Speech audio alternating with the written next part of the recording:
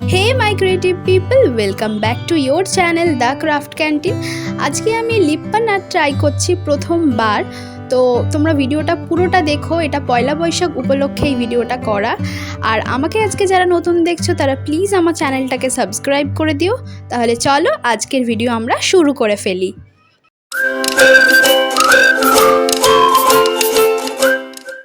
সবার প্রথম যেটা করব সেটা হলো এরকম একটা কার্ডবোর্ড লাগবে আমাদের।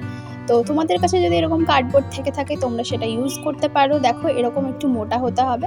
আর এখানে আমি একটা কুলো শেপে এটা এঁকে নেব। দেখো এখানে আমি এঁকে নিয়েছি আর এটাকে কেটে ফেলবো কুলো শেপে। খুব সাবধানে কাটবে। আর আমি যেটা বলেছি কার্ডবোর্ডের ক্ষেত্রে যে একটু ফাইন করে কাটার চেষ্টা করো, তাহলে কাজটা কি একটু ভালো হয়। এরকম কার্ডবোর্ড কিন্তু মোটামুটি আমাদের প্রত্যেকের বাড়িতেই পাওয়া যায়, খুব ইউজফুল কার্ডবোর্ড। আর এরকম কার্ডবোর্ড দিয়ে ভিডিও কিন্তু আমি আরও নিয়ে আসব। আগের ভিডিওটাও কার্ডবোর্ড দিয়েই ছিল, তোমরা যদি দেখে থাকো আমাকে নিশ্চয়ই জানাবে কেমন হয়েছে ওই ভিডিওটা। আর আমি দেখো কুলোর মতন কার্ডবোর্ডটা কেটে নিয়েছি আর সাইডটা আমি মাস্কিং টেপ দিয়ে দিচ্ছি।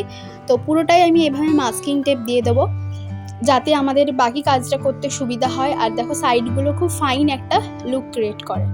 এবার এখানে আমি নিয়েছি অ্যাক্রিলিক কালার, তোমরা যে কোনো রকমের অ্যাক্রিলিক কালার ইউজ করতে পারো। আর আমি বেসটা প্রথমেই অ্যাক্রিলিক কালার দিয়ে কভার করে নিচ্ছি। তো আমি এখানে দুটো কোট অ্যাক্রিলিক কালার ইউজ করেছি। অ্যাক্রিলিক কালার দুটো কোট দেওয়া হয়ে গেলে এটা ভালো করে শুকিয়ে নেব। দেখো এখানে এটা শুকিয়ে নিচ্ছি। ভালো করে শুকিয়ে গেলে এর ওপর মেন কালার ইউজ করব। এখানে আমি ইউজ করেছি ভার্মিলিয়ন রেড। ভার্মিলিয়ন রেডের সাথে সামান্য হোয়াইট মিশিয়েছি। আর এই রেডটা পুরোটা দেবো না, হাফ দেবো, হাফ পোর্শন। দেখো এরপর কি করেছে, এখানে ইয়েলো নিয়েছি। তো তোমরা যে কোনো ইয়েলো ইউজ করতে পারো। ইয়েলোর সাথে মিশিয়েছি একটু হোয়াইট আমি সব কালারেই মেশাই। যে কোনো কালার নিলে সামান্য হোয়াইট দিয়ে এটা দেখতে ভালো লাগে বেশি। তো দেখো এগুলো আমি ভালো করে এখানটা মিক্স করে নিচ্ছি। এখানে হালকা একটা অরেঞ্জ হয়েছে। আর আমি ইউজ করব আজকে এমসিল। হ্যাঁ, আমি আগেও বলেছি আমার কাছে এমসিল অনেকটা বেশি আছে, তাই এখানে এমসিল নিয়েছি। তো আমি ছোট ছোট পার্ট করে নিচ্ছি এখানে। আর এখানে একটা দড়ির মতন আমি একটা শেপ দিয়েছি, যেটা এই পুরো যে কুলোর যে সাইডটা আছে পুরোটাতে আমি এখানে বসাবো। তো তোমরা এই দড়ির শেপটার জন্য তোমাদের আমি সাজেস্ট করব স্পঞ্জ বা এরকম জাতীয় কিছু ইউজ করতে, তাহলে পুরোটা একটা ফাইন লুক আসে, পুরোটা সমান থাকে। তো আমার কাছে ছিল না, আমি হাত দিয়েই করেছি। তোমরা স্পঞ্জ ইউজ করতে পারো। এই লিপ্পন আর্ট কিন্তু আমি আগে কোনোদিনও করিনি, আজকে এই প্রথমবার করছি। তো অনেক জায়গায় অনেক কিছু ভুল হবে, হয়তো খুব ফাইন একটা লুক আসবে না। তাও আমি চেষ্টা করেছি যতটা করা সম্ভব, প্রথমবার করছি যেহেতু। তো ট্রাই তো একটা নিতেই হয়। তো তোমরা ক্লে ইউজ করতে পারো, অনেকে কোন ইউজ করে। তো তোমাদের যেটা সুবিধা সেটাই ইউজ করো। আমি কিভাবে ক্লে দিয়ে করে বা কোন দিয়ে করে সেগুলোও আস্তে আস্তে দেখাবো। তো সেগুলোর জন্য ওয়েট করতে হবে। আর দেখো আমার এখানে সাইডে পুরো কাঁচগুলো লাগানো কমপ্লিট হয়ে গেছে। আমি এখানে একটা সার্কেলের কাঁচ নিয়েছি আর একটা নিয়েছি বরফি যে শেপটা হয়, যেটা কাজু বরফি তোমরা নিশ্চয়ই খেয়েছো, সেরকম একটা শেপের নিয়েছি। পুরো সাইডটা কমপ্লিট হয়ে গেছে। আর নিচের এখানটায় এনসিলটা যেহেতু ব্ল্যাক, তো আমি ভাবলাম কি সাইডটা এরকম ব্ল্যাকই থাক। তো এটা আরও আমি ব্ল্যাক কালার দিয়ে পুরোটা কভার করে দিচ্ছি। এবার দেখো মিডিলটা আমাদের কাজ করা বাকি আছে। তো আরও আমি কিছুটা এনসিল নিয়েছি। একটু একটু করে এনসিল ইউজ করো, কারণ নয়তো শুকিয়ে গেলে খুব হার্ড হয়ে যায়, তখন সমস্যা হয়, বাকিটা ফেলে দিতে হয়, আর কোনো কাজে আসে না। এরকম ছোট্ট ছোট্ট গোল পাকিয়ে পাকিয়ে আমি এইগুলোতে দেখো বসিয়ে দিচ্ছি। এর ওপর কি করব, ওই সেম প্রসেস আমি কাঁচগুলোকে এখানে বসিয়ে দেবো সুন্দর করে। এই সাইডটা কমপ্লিট হয়ে গেলে আরও দুটো সাইড আমরা করে ফেলবো। দেখো আমি এখানে এই দুটো সাইডও কমপ্লিট করে ফেলেছি একই প্রসেসে। এবার আরেকটু এমসিল নিয়েছি, এইটা দিয়ে আমরা কি করব, একটা হ্যাঙ্গারের মতন করব, ছোট্ট হ্যাঙ্গার তৈরি করব।